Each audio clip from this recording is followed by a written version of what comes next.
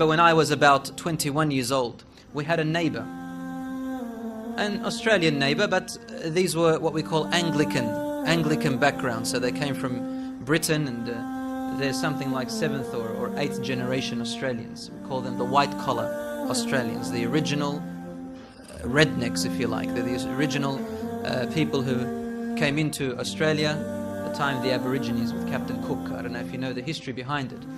But there was a mother who was our neighbor. She asked me, "How old are you?" I said, "I'm 21. She said, "Oof, and you're still living with your parents?" I said, "Of course." She said, "As soon as my son hit 19, I wanted him out." I asked, "But why?" She said, "That's it, he can go on along with his life. You know, I'm not going to sit there looking after him even after when he's 19. It's a burden. I can't stand having him in my home." I said, "It's amazing. In our culture, it's very different, quite the opposite. Our parents look after us and care for us from when we are born until we hit this age, when we are able to look after ourselves. And now we have to repay them.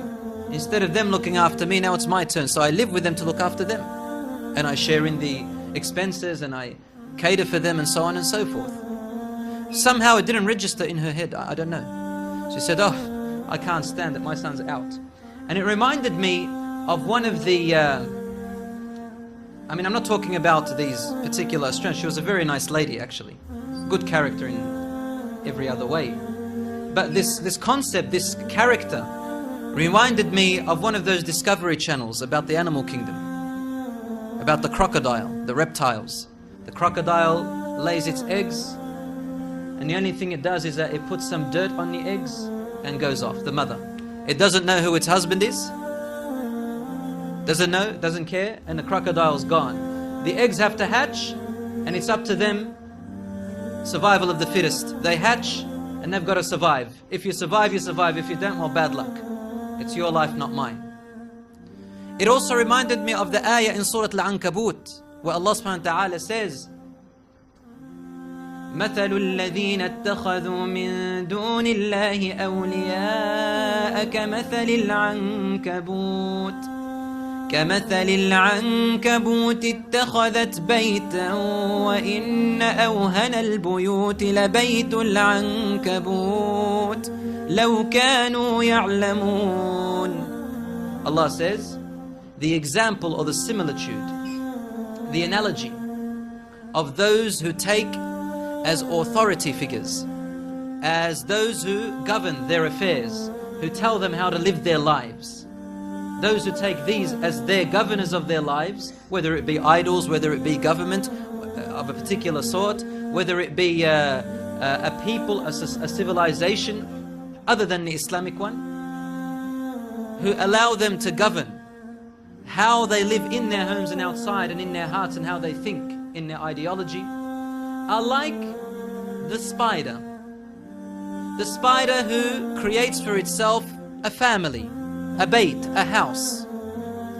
And verily indeed, the home of the spider is among the most weakest. لَوْ كَانُوا يَعْلَمُونَ, if only they knew. Past scholars, when they went into the tafsir of this ayah, they were thinking of the web of the spider itself. The web. They said, well, you know, by looking at the web, we can see that the threads of the web are the weakest. The easy breeze, just a simple breeze, can make this web come apart. You touch it, it's gone. Those are the past scholars. Contemporary scholars, they said, but Allah subhanahu wa ta'ala explains at the end of it, says, لَوْ كَانُوا يَعْلَمُونَ, if only they knew. And they studied saying, if only they knew what? About the spider's home. Everybody knows that the web is weak. But then they said it could also mean the actual family makeup of the spider. And when they looked at scientific evidence and research, they found that a female spider, when the male spider mates with it, and usually the male spider is smaller in build than the female spider. I don't know if you knew this, it's smaller in size. It mates with the female spider. This female spider becomes pregnant with dozens and dozens of babies. And once it does that, the female spider turns against the male spider while the male spider tries to run away. But it catches the male spider 90% of the time and kills him. The wife kills her husband. Out of my life, I don't need you anymore. I don't need you anymore. I can work, I've got my own income, like that. I can look after myself, you've done what you want, I got what I received, I don't need you anymore. Then it gives birth to the spiders. Its babies turn against each other, while the female spider runs away. The spiders begin to fight, some of them run, some of them kill each other, survival of the fittest. There is no family makeup that is bonding them. Contemporary Mufassirun say, Allah knows best.